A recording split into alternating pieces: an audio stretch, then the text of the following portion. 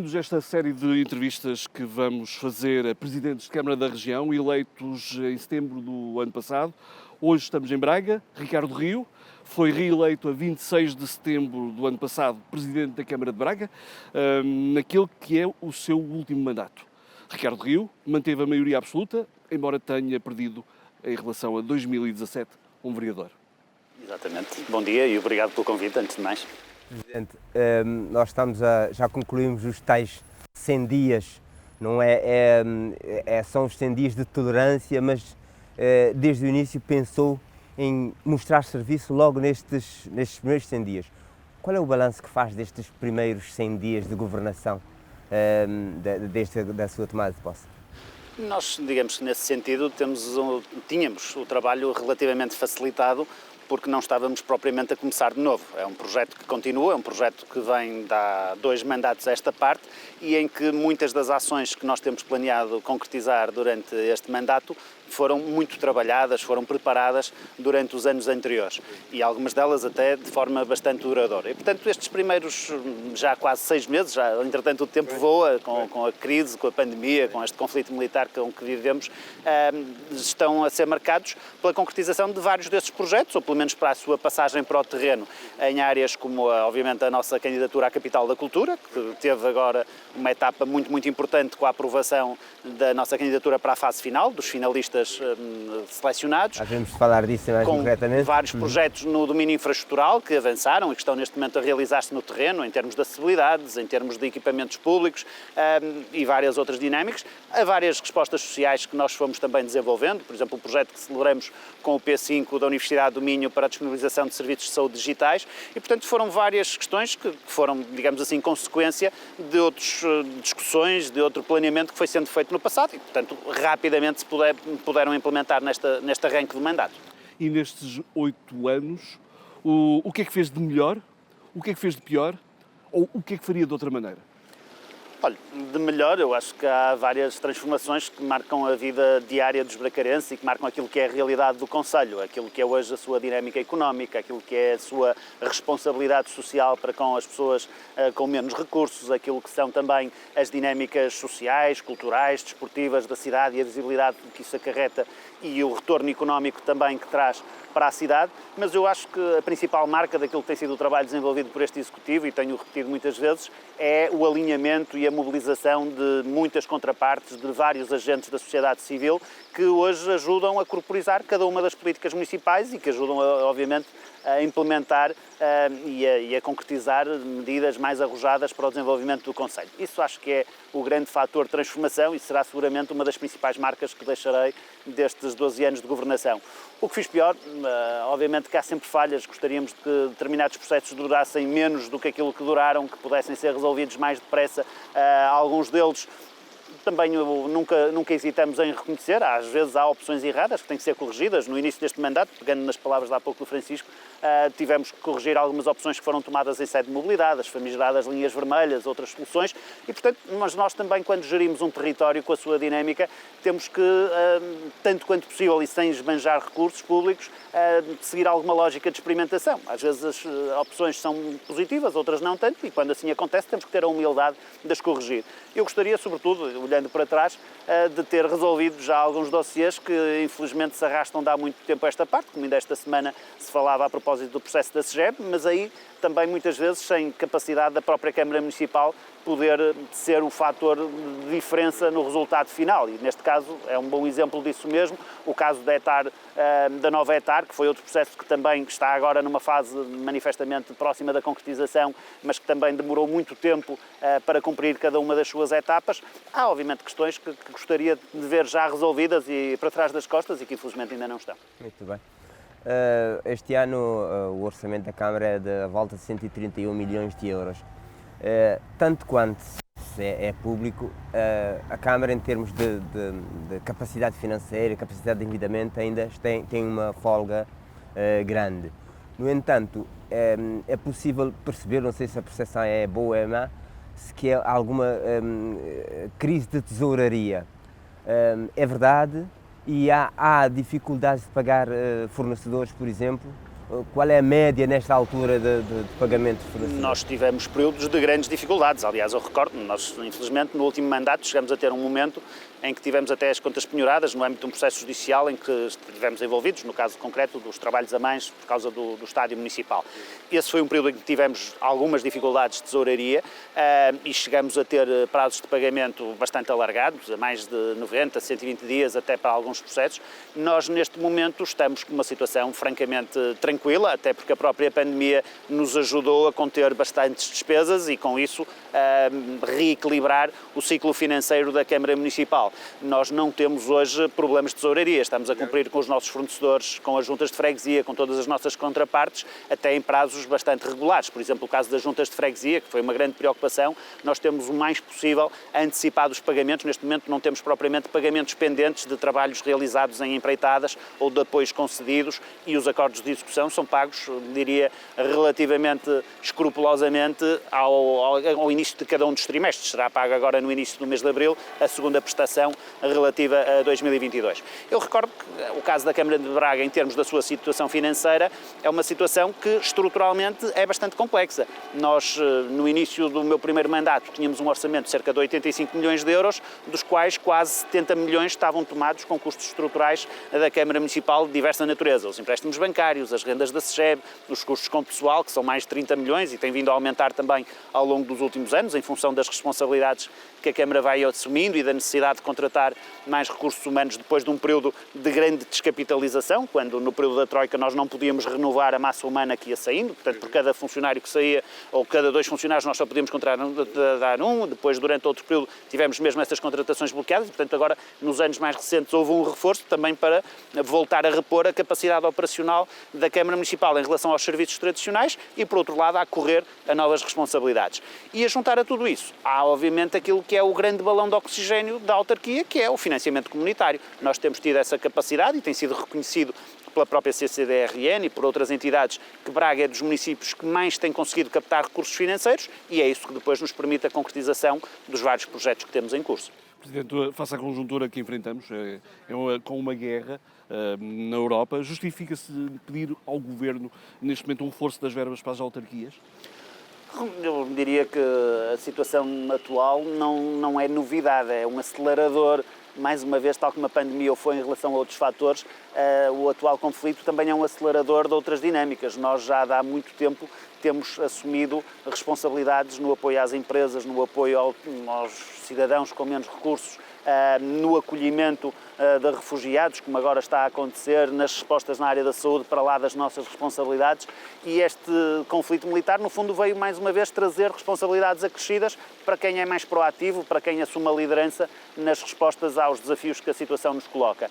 E nesse mesmo sentido, obviamente que me parece que estruturalmente o Governo deveria fazer cumprir a Lei das Finanças Locais, que sabemos que durante muitos e muitos anos nunca foi cumprida e, portanto, deixou os municípios numa lógica de subfinanciamento face àquilo que são as responsabilidades e estas novas responsabilidades que vão surgindo merecem ainda mais reforço de meios e isso quer para as câmaras municipais, quer como agora se verificou durante o Congresso da ANAF, também para as próprias juntas de freguesia.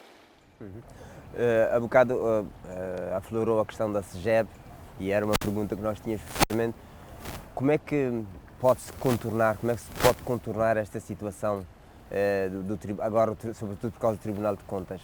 Já pensou numa estratégia? Nós estamos a delineá-la com os nossos juristas, obviamente esperamos que o consigamos fazer com recursos próprios, sem intervenção alheia, mas como também admiti na reunião de Câmara desta semana, se nada disso resultar, não deixaremos de bater à porta do Ministério das Finanças para que olhe de uma vez por todas com outros olhos para esta realidade. A situação da SEGEB é absolutamente paradigmática, ela foi um péssimo erro de gestão no momento em que foi concebida e implementada, mas é verdadeiramente uma situação que não se aplica exclusivamente à situação de Braga, porque Braga é apenas um dos casos dos vários, algumas dezenas até que existem em todo o país, que representa uma fatura enorme para as autarquias que estão envolvidas, a que estão a pagar muito mais do que aquilo que teriam que o fazer se a situação fosse regularizada, mas que infelizmente toda a gente parece fazer de conta que nada disto acontece. Admite liderar um processo nesse sentido para bater a porta das finanças? Nós fizemos-lo no passado, já em relação ao antigo ministro Mário Centeno.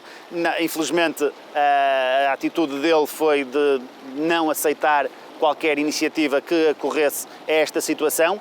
Entretanto, porque no contexto da pandemia houve uma janela de oportunidade relativamente àquele que era um dos principais óbices, que era o aumento da capacidade de endividamento. Para quem nos ouve, como dizia há bocadinho, a Câmara de Braga, até do ponto de vista da sua situação económica financeira, tem capacidade para contrair mais dívida, está muito abaixo dos limites do endividamento. Mas a verdade é que a incorporação da dívida da SEGEB, que não está refletida nas contas da Câmara, do ponto de vista estritamente formal, representaria uma ultrapassagem do limite normal de endividamento por parte da Câmara Municipal. E a verdade é que com a pandemia esse limite foi flexibilizado e nós teríamos condições. A verdade é que também, por parte do Tribunal de Contas, tem sido tido em conta outros normativos legais que se aplicam à extinção de empresas com participação municipal, em que a margem digamos assim, de apreciação é relativamente flexível, mas a posição do Tribunal de Contas tem sido contrária aos nossos interesses. E, portanto, se nada for feito, vamos ter dificuldades em avançar com o processo tal como ele estava desenhado. E aí teremos que nos socorrer do apoio do Ministério das Finanças para encontrar uma solução global para estas situações. Presidente, entre a Braga Habit, a AGER, o Teatro Circo, o STUB e a Invest Braga, eu pergunto-lhe qual destas empresas municipais lhe dá mais dor de cabeça? Eu acho que, felizmente, nenhuma delas me dá dor de cabeça. Bem pelo contrário, todas elas têm demonstrado ao longo dos últimos 8 anos uma extraordinária capacidade de resposta aos desafios que têm entre mãos e que têm vindo a ser acrescidos em todas as áreas. Eu recordo que o Teatro Circo, mais do que a gestão do equipamento, transformou-se num dos principais polos de gestão dos equipamentos culturais e de mobilização, digamos assim, coletiva para as políticas culturais da cidade. Lideraram a candidatura às cidades criativas da Unesco, lideraram agora, ou estão a liderar a candidatura à Capital da Cultura. A Invest Braga, além da gestão do equipamento, passou a ser o grande motor do desenvolvimento económico do concelho. A AGER tem tido também responsabilidades acrescidas do ponto de vista ambiental em diversos domínios. A Braga Habit, do ponto de vista das políticas de habitação, já não faz apenas a gestão dos bairros sociais e tem assumido outra interlocução com os vários responsáveis. E os transportes urbanos são hoje o grande motor da mobilidade do concelho e não só do Serviço Público de Transporte, mas também de várias outras dinâmicas na área da mobilidade. E, portanto, eu diria, as empresas municipais de Braga não são uma fonte de dor de cabeça em si mesmo. Elas têm estado à altura e os seus responsáveis têm feito um trabalho absolutamente notável, com reflexos no serviço que é prestado à população, que em todas estas áreas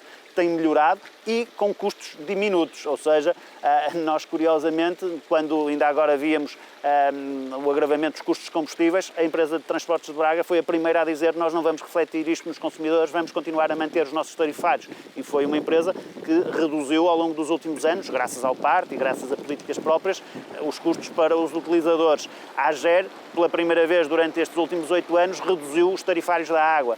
A Braga Habit vem reforçando os apoios à habitação, mais que triplicaram durante os nossos primeiros 2 mandatos e vão agora duplicar neste mesmo mandato. E, portanto, eu diria que as empresas municipais são estruturas fundamentais para as políticas que nós vimos desenvolvendo, que têm estado completamente à altura dessas mesmas responsabilidades, com resultados claros em cada uma dessas áreas, e eu diria que a única preocupação que eu tenho em relação a cada uma delas é o financiamento externo, ou seja, em relação, por exemplo, aos transportes urbanos, nós vemos a dificuldade que é de obter recursos para acelerar o processo de renovação da frota. É um processo que tem vindo a ser cumprido, mas sempre ao ritmo que nos é permitido pelos financiamentos externos.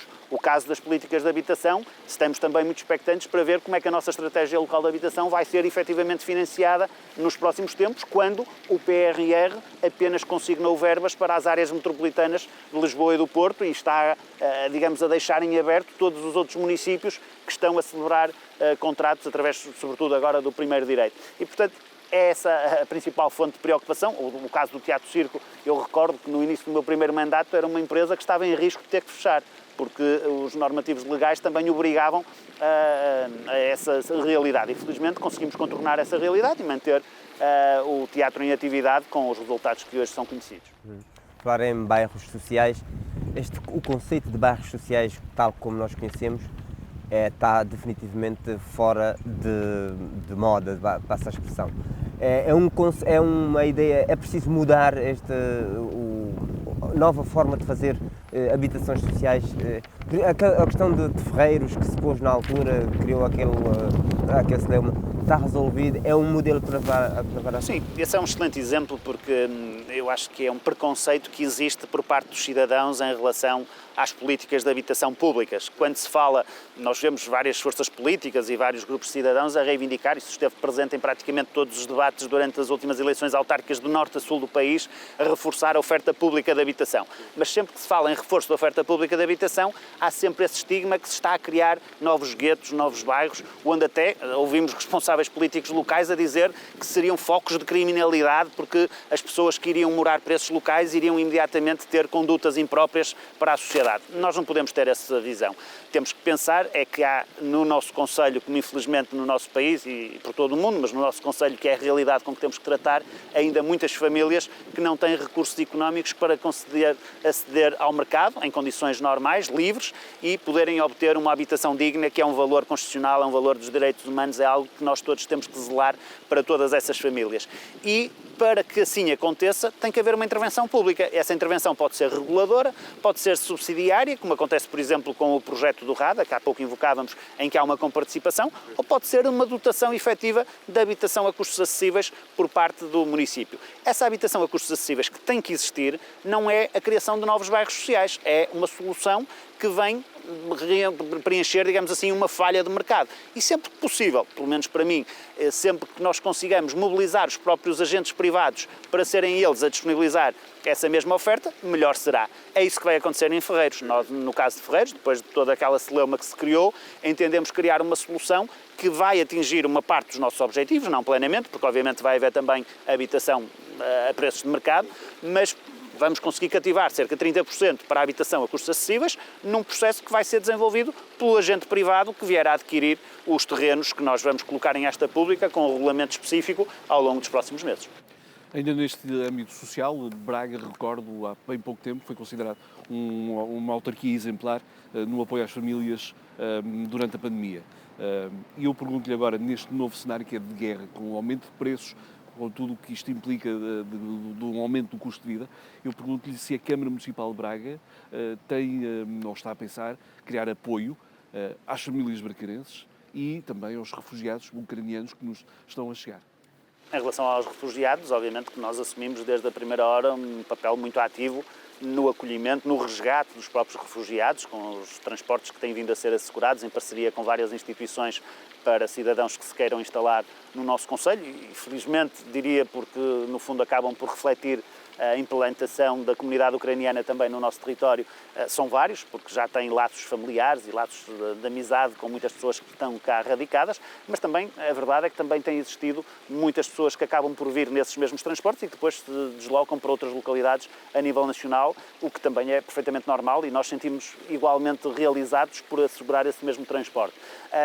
E temos estado, quer em termos de disponibilização de habitação, quer em termos de disponibilização de alimentação, de ofertas de postos de trabalho, sempre em diálogo com a sociedade civil, porque não tem sido o município a disponibilizar boa parte desses meios, tem sido cidadãos, tem sido empresas, tem sido instituições sociais a criar condições para esse acolhimento. Em relação aos cidadãos bracarenses, eu recordo que, por exemplo, e antes mesmo de eclodir este conflito, nós já sentíamos alguns riscos que vinham existindo, nomeadamente, por exemplo, ao nível dos custos energéticos, e uma das medidas que nós acolhemos por sugestão das forças políticas, que nós quisemos ouvir na formatação deste orçamento, e o PAN, neste caso concreto, propôs-nos uma iniciativa de combate à pobreza energética, para a qual nós alocamos €500 mil no Orçamento Municipal 2022, para ajudar famílias com menos recursos a poderem, obviamente, ter melhores condições de eficiência energética nas suas residências. Um dos grandes problemas, já estamos no tema da mobilidade, um dos grandes problemas de Braga, não é só Braga, em geral é a mobilidade. E era uma das prioridades, tanto quanto sei. No entanto, ainda Braga continua, as filas de trânsito continuam insuportáveis, sobretudo em determinadas horas do dia. Como é que está a situação da mobilidade? Em que pé está os trabalhos para tentar minimizar estas situações? Várias notas sobre isso. A primeira é que o problema da mobilidade é, em primeiro lugar, um problema cultural.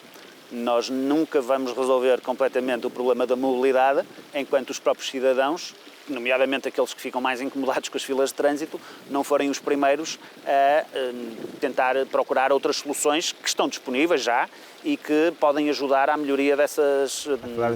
dos transportes públicos, desde logo, como é óbvio. Já agora, os transportes públicos estão preparados para dar essa resposta? Sem dúvida. Nós temos vindo ao longo dos últimos anos a reforçar a qualidade do serviço, com a criação de várias novas linhas entre os principais aglomerados populacionais, a criar também muito maiores frequências dentro desses mesmos aglomerados populacionais e, portanto, quem se desloca no centro da cidade hoje, e até um primeiro anel da periferia, obviamente que as soluções não são iguais para todo o território, porque também o volume da população assim não o justifica, mas tem hoje já uma solução muito qualificada ao nível dos transportes públicos e, obviamente, com a renovação da frota, até do ponto de vista do conforto, dos serviços que são prestados, são melhores soluções do que aquelas que tínhamos no passado. E, portanto, a primeira revolução do ponto de vista da mobilidade é uma revolução cultural, é pôr as pessoas a utilizar transportes públicos. Não é por acaso que nós trabalhamos muito, por exemplo, a dinâmica do school bus, de estimular que os mais jovens possam, desde tenra idade, usar os transportes públicos, ambientarem-se a essa mesma utilização e poderem, no futuro, serem utilizadores normais de transportes públicos, como acontece nas cidades de maior dimensão pelo mundo fora. A segunda dimensão é, obviamente, da intervenção infraestrutural que nós vamos fazer, quer em termos do sistema de transportes, e aí o projeto do BRT está a avançar, nós estamos a completar cada uma das etapas dos estudos necessários, estamos a aguardar pela abertura do aviso que será feito no âmbito do Portugal 2030 para o financiamento do BRT de Braga, onde estão consignadas, se o Governo cumprir com aquilo que está prometido, 100 milhões de euros de verba para financiar o projeto do BRT em Braga e, portanto, essa será também uma transformação. Horizonte temporal, quando é que nós esperamos, até porque o BRT não obriga a grandes obras infraestruturais, estamos a falar sobretudo da aquisição de material circulante, estamos a falar da intervenção em algumas vias para criar os canais de circulação do BRT. Esperamos que até 2024-25 ele esteja em plena circulação na nossa cidade. Mas depois, em termos de vias rodoviárias, também sabemos que há algumas necessidades e vamos fazer essas intervenções. O caso do nó de Enfias, o projeto está praticamente pronto, foi lançado em parceria com a IP aquele concurso para a elaboração do projeto que vai ser apresentado logo que o Sr. Ministro agora nos indique a sua disponibilidade após a tomada de posse e esperamos, pelo menos essa é a indicação que temos da IP, que vai ser lançado o concurso público para a execução da obra ainda neste primeiro semestre. Depois, isso vai ser já uma medida com um claro impacto num dos principais nós da cidade. Já foi lançado o concurso para a elaboração do projeto do prolongamento da variante do Cávado até Ferreiros, portanto, também aí assim um outro nó fundamental, e depois estão a ser feitas várias outras intervenções, digamos, de melhoria da qualidade das vias rodoviárias na cidade, mas também temos que pensar numa questão que tem a ver com a realidade recente da cidade. Nós, quando fomos, na última década, o concelho no país que mais cresceu em termos de população, isso não se refletiu apenas em termos de pessoas, refletiu-se também muito em termos do número de utilização de viaturas e, inclusivamente, tendo em conta aquilo que é um dado que o Eurobarómetro 2020 revelava, que Braga, a nível europeu, é das cidades onde há uma utilização mais massiva da viatura própria. E, portanto, isso obviamente tudo contribui para esta situação com que nos confrontamos. O Sr. Presidente falou agora no nó de Enfias, eu pergunto, já conhece a solução? Não lhe consigo explicar aqui, mas já vi o desenho, já vi... O nó de Enfias tem um problema do ponto de vista da sua elaboração, que foi uma manta de retalhos em cima daquilo que foi a construção original. À medida que eram necessários construir novos acessos, foram sendo feitas intersecções diversas e isso depois, do ponto de vista da circulação de trânsito, obriga a que várias dessas escapatórias, dessas saídas do próprio nó, convergissem para o mesmo local e bloqueassem a circulação de trânsito. Aquilo que os projetistas tentaram fazer foi minimizar essas, digamos assim, essas convergências de diversas vias e criar uma solução que minimize, digamos assim, o impacto e consiga, e isto está testado até digitalmente, através dos programas que hoje é possível utilizar para esse efeito, que minimize, digamos assim, ou que maximize a eficiência da circulação naquela via. Vamos deixar de ter filas de trânsito ali?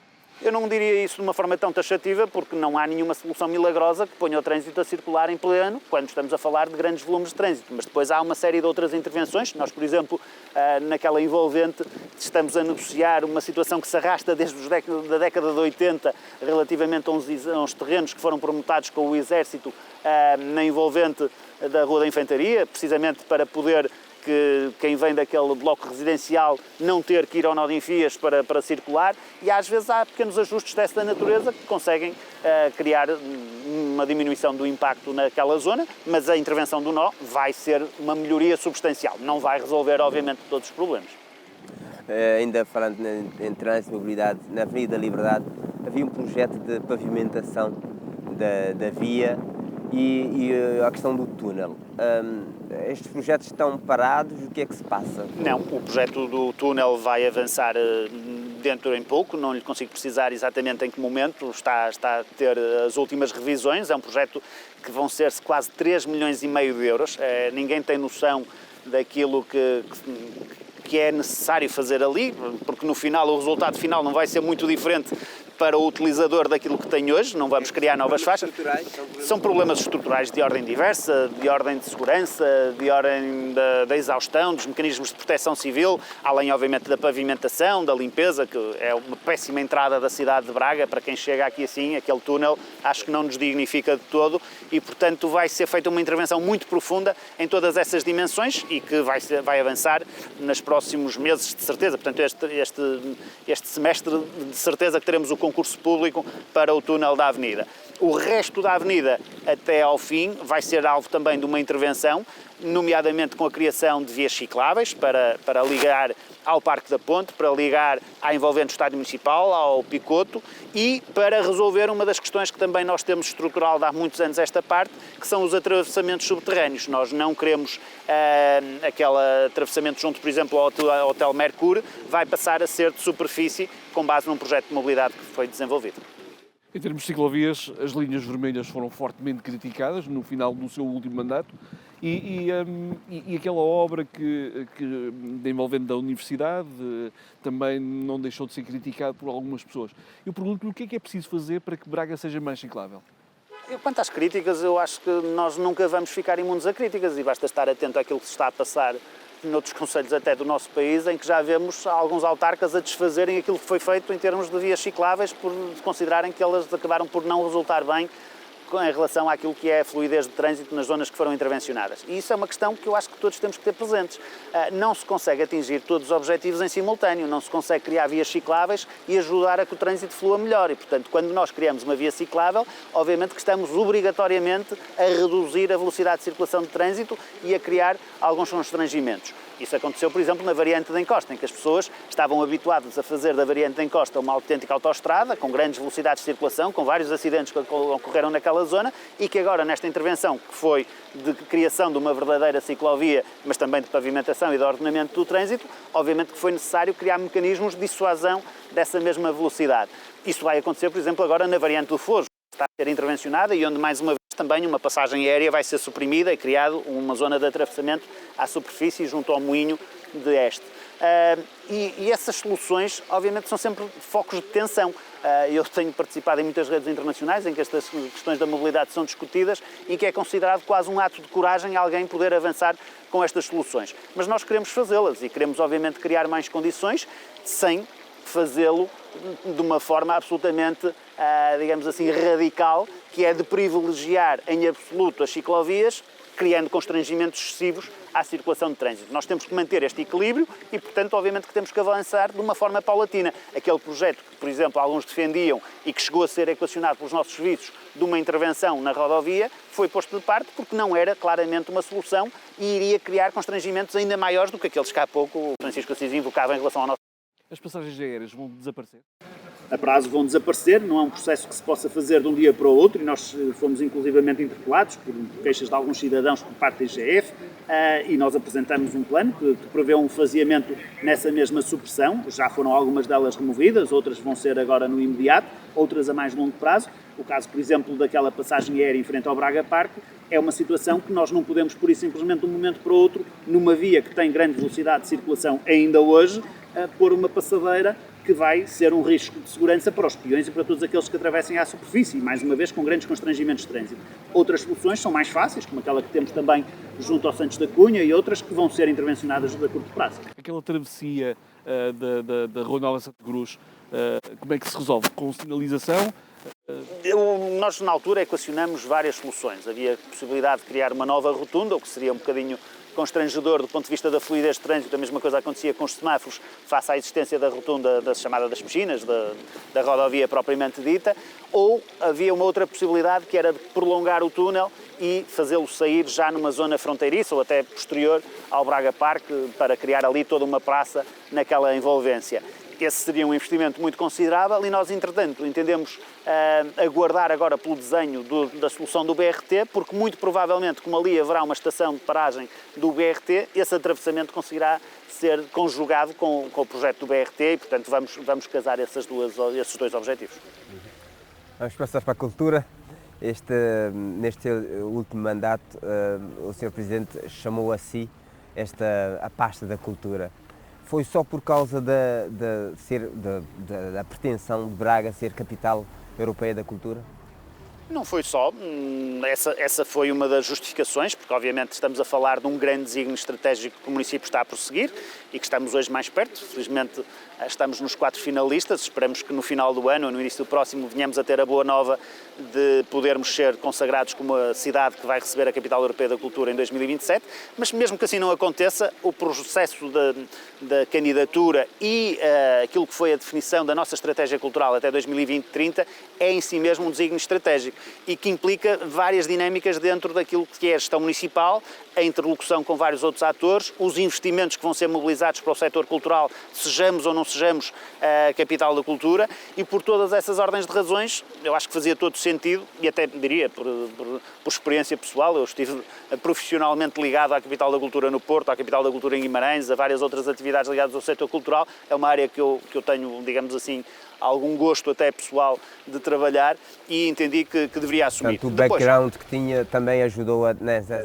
E eu sempre acompanhei, digamos assim, as várias dinâmicas culturais, quer promovidas pelo município, quer enquanto Presidente do Conselho de Administração do Teatro Circo, onde uma boa parte destas realidades foram sendo tratadas. E depois, houve aqui assim também um objetivo de cozer áreas que estavam soltas, que estavam dispersas até por vereadores diferentes, o caso da cultura, o caso do património, que estava com o vereador Miguel Bandeira, o caso do turismo, que saiu durante algum tempo da minha alçada para o vereador Altino Bessa, porque consideramos que estrategicamente estes 3 domínios faziam sentido estarem sob a mesma tutela e daí serem centralizados no Presidente. Já passámos à segunda fase, houve esta oportunidade de conhecer os outros projetos. O que é que Braga tem de mais forte que as outras candidaturas?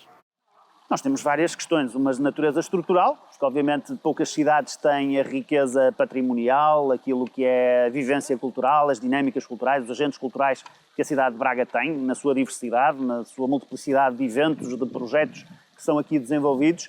Nós pedimos metas a qualquer uma das outras cidades concorrentes nesse mesmo domínio, mas numa ótica de futuro, eu acho que Braga tem também um conjunto de tensões, de problemas a resolver, que uma capital da cultura pode ajudar a contribuir para ser, digamos, um apoio nessa resolução dos problemas que as outras cidades não têm de forma tão vincada, pela sua dimensão, pelo seu cosmopolitismo, pela sua interlocução regional e europeia, e foi isso que nós também migramos para o nosso dossiê de candidatura, para o nosso conceito de candidatura, o tempo de contemplação, que nós julgo que apresentamos de uma forma muito profissional, e tenho aqui que enaltecer o trabalho que foi realizado não só pela equipa do Teatro Circo, mas também por todos os nossos consultores que estiveram diretamente envolvidos neste processo e que, no fundo, acabaram por formatar uma candidatura daquelas que eu já conheço, nem todas são totalmente públicas ainda, eu vou, obviamente, analisar com muito interesse o relatório que o júri vai produzir sobre cada uma das candidaturas, me parece absolutamente diferenciador e que tem sido reconhecido até por alguns dos nossos parceiros internacionais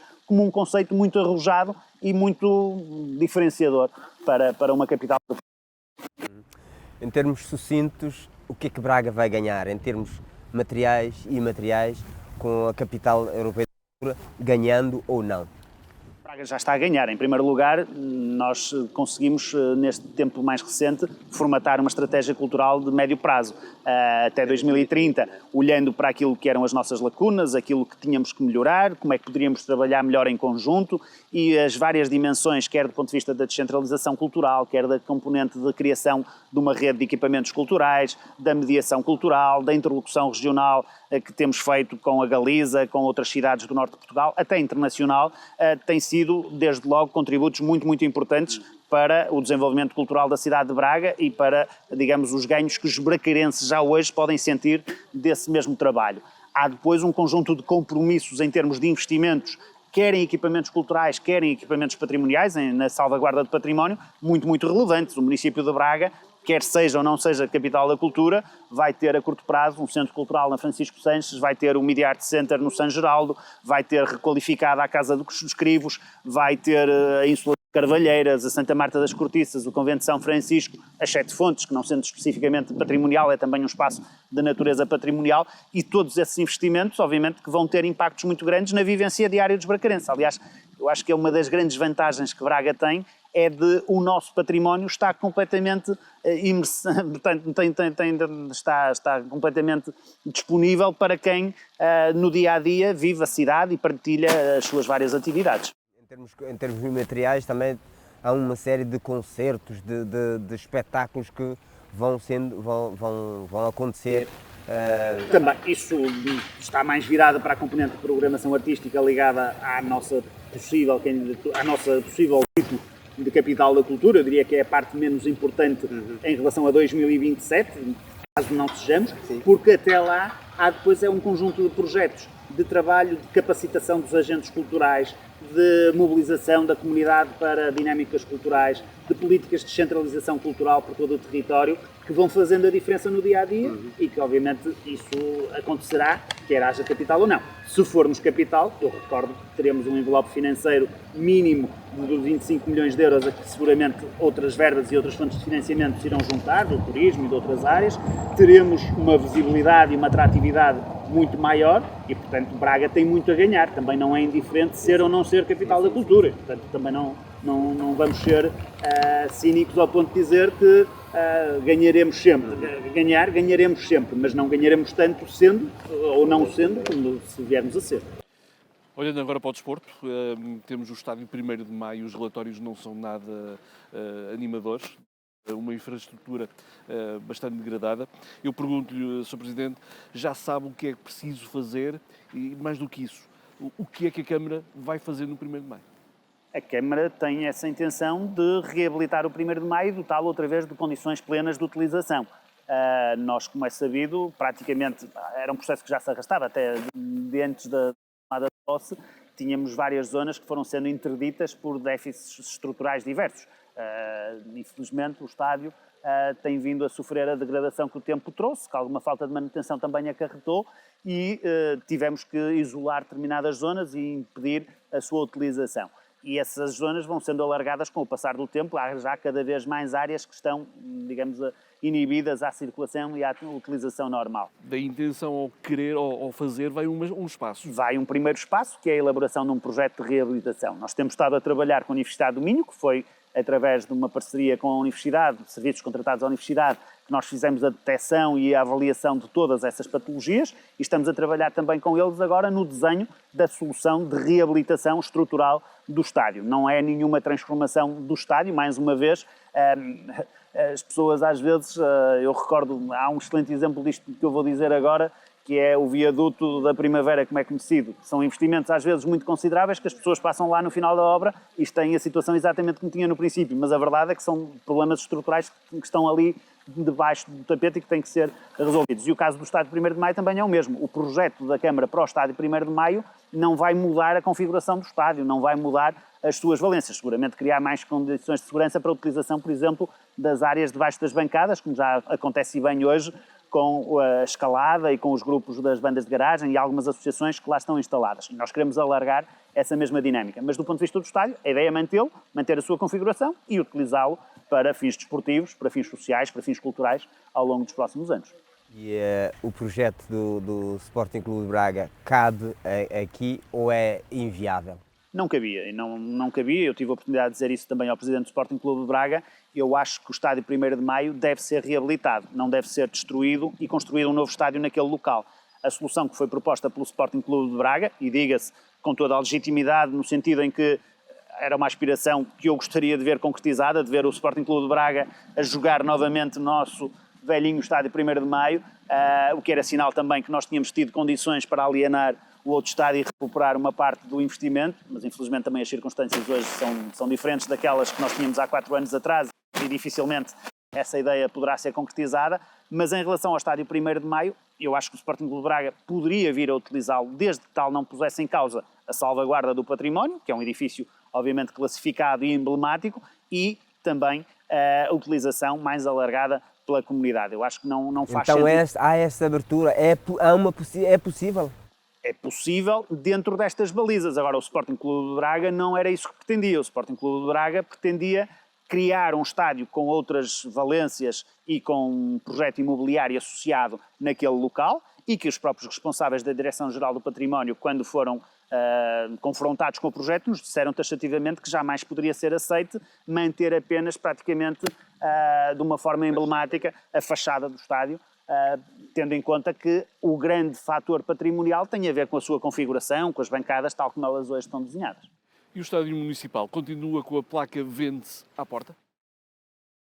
Para vender algo tem que se ter um comprador também, e infelizmente nós chegamos a ter algumas manifestações de interesse e algumas oportunidades que poderíamos explorar há 4 anos atrás, com a pandemia, agora também com este conflito, obviamente que as possibilidades têm vindo a ser reduzidas ou quase anuladas. E portanto nós teremos que olhar para o estádio, com o Sporting Clube de Braga ou sem Sporting Clube de Braga, porque obviamente o Sporting Clube de Braga também terá que tomar as suas opções em relação a este processo, como algo que tem que ser rentabilizado. Não é fácil, porque o estádio também não foi desenhado para ter, ao contrário do que aconteceu com os outros estádios a nível nacional, nenhum espaço de rentabilização. Não é por acaso que a Academia está hoje a mobilizar boa parte das valências sociais do Sporting Clube de Braga, porque elas não eram possíveis de instalar no estádio municipal. É um processo muito difícil e que ainda por cima tem também outras nuances, até do ponto de vista infraestrutural. Também aí, mais uma vez, nós temos vindo a fazer estudos relativamente ao processo das ancoragens, que nos vão obrigar a litigar contra o consórcio construtor, que nos vão obrigar a fazer várias intervenções físicas para repor, digamos, a segurança plena do estádio municipal.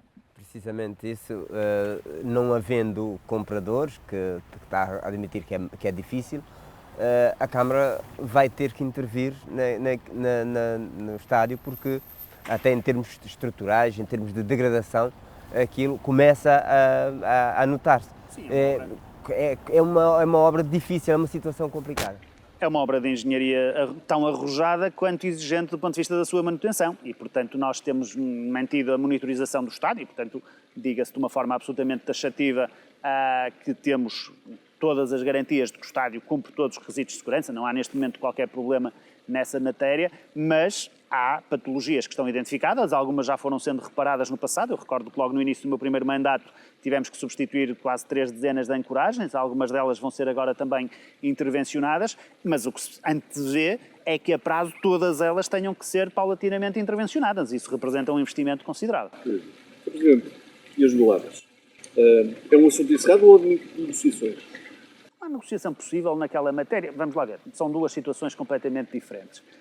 Uma questão é a questão do pavilhão, e eu ainda hoje, ao seu colega do público, dizia boa parte das queixas que os moradores apresentam não tem a ver com a expansão do pavilhão das goladas, tem a ver com o funcionamento do pavilhão das goladas tal como ele é desenhado.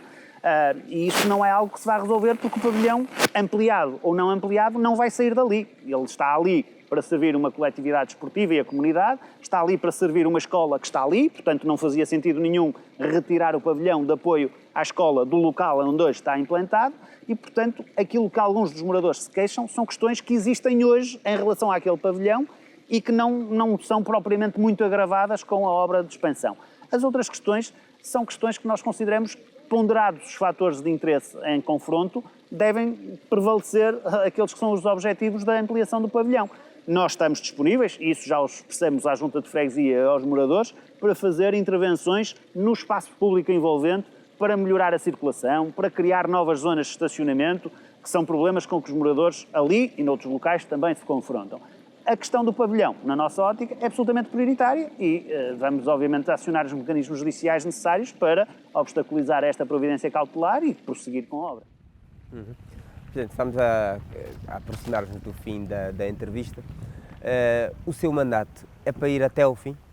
Vai ser até ao fim. Eu tenho tido até recentemente alguns desafios para que assumisse outras responsabilidades e para que pudesse, por exemplo, envolver-me na disputa da liderança do partido que está em curso, mas o meu compromisso com os bracarenses em primeiro lugar, que eu repeti inúmeras vezes, e a minha palavra costuma ser sempre respeitada e cumprida em relação àqueles compromissos que eu assumo. Mas, sobretudo, em relação àquilo que são os meus objetivos pessoais, de cumprir muitos dos objetivos que estão neste momento ainda por concretizar neste mandato, não me permite interromper essa ligação por vontade própria, que não no final deste mandato. E se o partido lhe o chamar e até de certa forma exigir uma aventura europeia? As eleições europeias são em 2024. Isto está completamente fora de causa, desde logo por uma questão de motivação. Eu não trocaria o final do meu mandato na Câmara Municipal de Braga por ser candidato às eleições europeias. O cargo de deputado europeu é,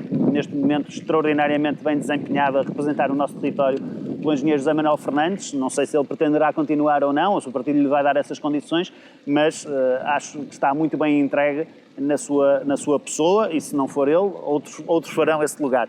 Eu não tenho essa ambição neste momento e não vou interromper de todo o meu mandato por essa razão. Nem assumir, por exemplo, um cargo da futuro presidente da região administrativa do Norte, numa futura regionalização. Isso é um horizonte muito maior. Eu não digo, para começar, neste momento não faço futurologia sobre aquilo que poderei vir a ser no futuro ou não. Nem sei, não tomei ainda essa decisão, se me quero manter ligado à vida política e pública ou se quero retomar a minha vida profissional que desenvolvi até 2013.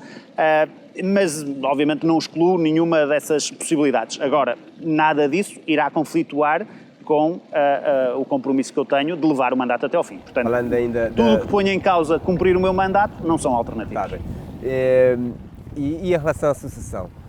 Já se vão surgindo alguns nomes, a vereadora Olga Pereira, o Dr. João Rodrigues, o próprio Rui Moraes, o senhor Rui Moraes, presidente da AGER. Seriam três excelentes presidentes com perfis diferentes entre si, cada um deles, como outros, que possam ser equacionados. Eu acho que esse é um processo que tem que ser gerido com o tempo. Há sempre essa pressão, e isso sente-se aqui em Braga, como se sente em todos os outros locais. No dia anterior à eleição já se está a pensar na sucessão. Eu vou ser presidente, como acabei de dizer, até a outubro de 2025. Vou ajudar, porque faço questão disso, não por uma questão estritamente partidária, mas por exemplo, esses três nomes que citou seriam todos excelentes sucessores para o meu percurso na Câmara Municipal, todos eles a colaborarem com este projeto e, portanto, parte integrante deste projeto, que o próximo Presidente continua a dar sequência, ou a próxima Presidente continua a dar sequência ao trabalho que nós vimos realizando. Eu não vejo nas alternativas que têm sido colocadas nas outras forças políticas ninguém que fosse minimamente capaz de o fazer e, portanto, eu, pelo prazer, pelo amor que tenho a Braga e de serviço aos bracarenses, quero também ajudar a que o próximo Presidente lhes dê essas mesmas garantias e irei empenhar-me fortemente em que seja alguém que dê essas garantias. Um candidato vai-se construindo. Há inclusive presidentes de Câmara que deixam o mandato a meio, dando espaço àquele que quer que seja o sucessor. E eu pergunto-lhe, destes três nomes que ouviu, qual é que dava o melhor presidente de Câmara?